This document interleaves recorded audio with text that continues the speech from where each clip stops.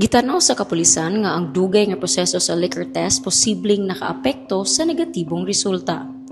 Mao ba?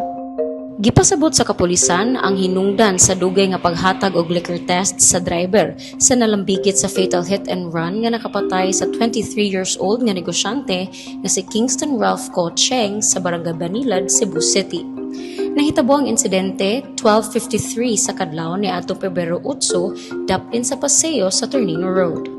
Sa pagdakop na matikdan sa mga pulis nga nanimako og bino ang suspect nga si Sean Andrew Pajarillo ug wala siya'y napakita nga balidong driver's license ug rehistro sa sakyanan. Dayong ni-request ang kapulisan og liquor test. Gidala ang suspect sa pribadong ospital sa Mandaue City alang sa pagpatambal. Apan pag-abot sa maong hospital, dili mahimong manghilabot na ang mga kapulisan tungod sa medical procedures, legal protocols o kinahanglan usab makuha ang consent sa pasyente.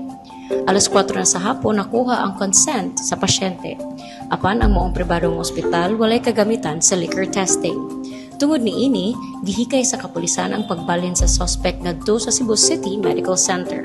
Nalangan pa ang pagbalhin tungod sa kakulangan sa available nga mga ambulansya. 7:55 sa gabi o kapin 14 ka oras human sa insidente, dito pa gihimo ang liquor sobriety test nga negatibo ang resulta.